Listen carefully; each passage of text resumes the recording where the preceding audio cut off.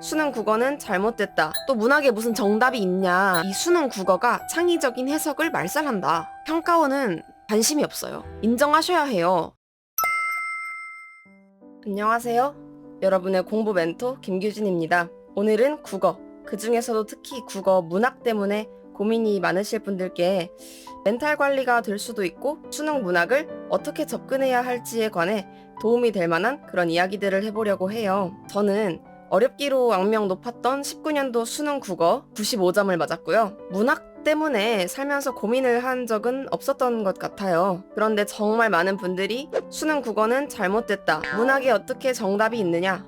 이런 비판을 하시는 걸 보고 답답하기도 하면서 수능을 대체 뭐라고 생각하는 거지? 이런 생각이 들더라고요. 그래서 이런 오해 때문에 수능 국어의 본질이 가려져서 많은 분들이 수능 국어 공부를 더 쉽게 할 수 있는 방법이 있음에도 그렇게 되지 못하는 것 같아서 안타까운 마음에 이렇게 영상으로 준비해보게 됐습니다. 결론부터 말하자면 수능 국어는 모든 과목이 사실 그렇지만 특히 문학은 철저히 논리적으로 접근해야 하는 과목이에요. 문학인데 왜 논리적으로 접근해야 하냐고요? 딱 정리해서 답을 드릴게요. 수능은 대학 수학능력 시험이잖아요. 수능의 본질을 생각해야 해요. 수능은 학생이 대학에서 학문을 할 수 있는 능력이 되는지를 평가합니다. 그리고 대학에서 학문을 하는데 필요한 건 논리력이에요. 자료를 보고 귀납적 추론을 할 수 있는지, 서로 다른 지식들을 연결해서 타당한 논리 체계를 만들고 학문적으로 참인 그런 결론을 도출할 수 있는지, 대학은 그런 걸 평가하고 싶어 합니다. 그게 논리력이고요. 수능은 논리력을 측정한다는 목적에 있어서는 정말 최고의 시험입니다. 그 변별력이 너무 좋아서 오히려 현실 개념과 동떨어진 문제를 출제한다는 그런 비판을 들을지언정 논리력을 평가한다는 그 본질 자체에는 소홀한 적이 없습니다. 그래서 문학 문제도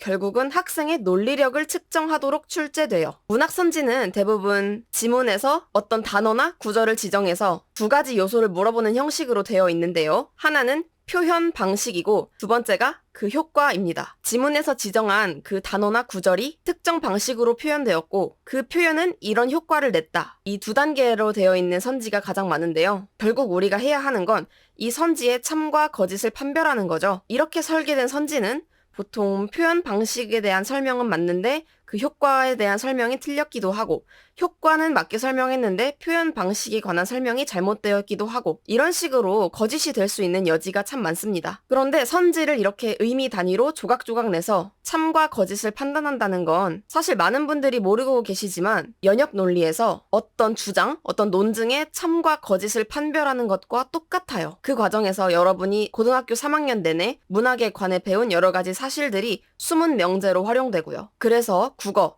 특히 문학 성적을 올리시려면 논리적인 사고를 하셔야 합니다. 내가 왜 이런 결론에 도달했지? 내가 왜 이 선지를 참으로 혹은 거짓으로 분류한 거지? 이 선지는 어떤 사실들로 구성되어 있지? 그리고 그 중에 무엇이 참이고 무엇이 거짓이지? 이런 걸 끊임없이 생각하는 거예요. 처음엔 시간이 많이 걸릴 거예요. 특히나 선지가 여러 개의 사실 명제들로 구성되어 있다는 걸 모르고 그동안 문제를 푸셨던 분들은 선지 하나를 통으로 보고 그 느낌으로 참과 거짓을 구별하는 그런 버릇이 이미 생겼을 거기 때문에 처음에 이걸 극복하기가 정말 어렵습니다. 그렇지만 다른 과목도 아닌 문학이기에 이렇게 하셔야 해요. 다른 과목은 논리력이 조금 부족하다고 하더라도 우리가 이미 알고 있는 사실에 기대서 문제를 풀 수가 있어요. 한국사나 영어의 경우 우리가 이미 그 과목의 개념, 내용을 잘 알고 있다면 우리 머릿속에서 그 논리적인 근거가 다소 명확하지 않더라도 사실을 활용해서 문제를 풀면 되죠. 그런데 문학은 너무나도 많은 다양한 해석이 가능하잖아요. 정해진 사실이라는 것 자체가 애초에 존재하지 않아요. 그렇기 때문에 더더욱 평가원이 설계한 대로 철저히 그 논리를 따라가야만 정답에 도달할 수 있어요. 이제부터 하는 얘기는 마인드에 관한 이야기가 될 것 같은데요. 아까 말씀드린 수능 국어의 본질, 이걸 모르는 많은 분들이 문학은 감이다, 책을 많이 읽어야 한다, 이런 말씀을 하시면서 문학을 선천적인 능력인 것처럼 생각하시기도 하고 또 문학에 무슨 정답이 있냐, 작가가 그런 의도가 아니었다고 하는데 평가원 자기들이 그런 의도가 맞다는 말을 하는 게 맞냐. 이 수능 국어가 창의적인 해석을 말살한다. 이런 비판을 하세요. 그리고 이런 부정적인 생각에 매몰돼서 정말 많이 시간 낭비를 하고요. 결론부터 말씀드리자면 문학은 감이 아니고요. 철저하게 논리적인 사고로 정복할 수 있는 영역입니다. 그리고 사실 논리력을 측정할 목적이기 때문에 당연하지만 창의적인 해석의 여지를 주기던 작가의 의도와 상반되던 평가원은 냉정히 말해서 관심이 없어요. 창의력을 테스트할 게 목적이었으면 문예창작과 실기시험처럼 글을 쓰라고 했겠죠. 근데 그럴 목적이 아닌 시험에 그런 비판을 하고 있는 건 의미 없는 짓이에요. 평가원은 타격감이 전혀 없다니까요. 물론 이런 비판 자체도 수능이라는 이 대입 체계가 우리나라에서 정말 파급력이 크고 또 좋든 싫든 많은 사람들의 인생을 규정짓는다는 걸 생각하면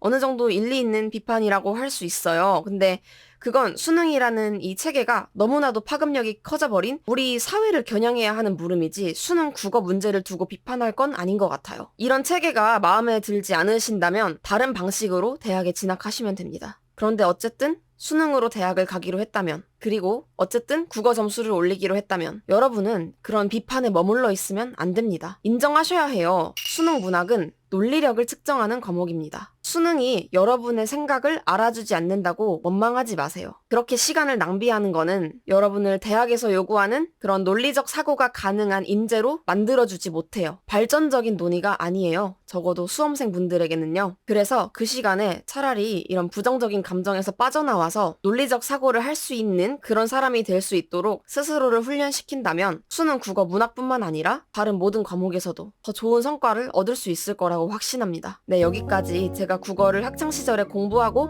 또 강사로서 가르치면서 제가 느낀 수능 국어의 본질과 국어 공부에 도움이 되는 마인드를 말씀드려 봤어요. 특히 국어가 어렵게 느껴지는 분들, 수능 국어 자체에 거부감이 있는 분들도 모쪼록 이 부분을 이해하시고 수능 국어의 본질을 정확히 겨냥해서 더 효율적인 공부를 할 수 있게 되셨으면 좋겠습니다. 이 영상이 도움이 되셨다면 좋아요와 구독, 그리고 알람 설정까지 꼭 부탁드리고요.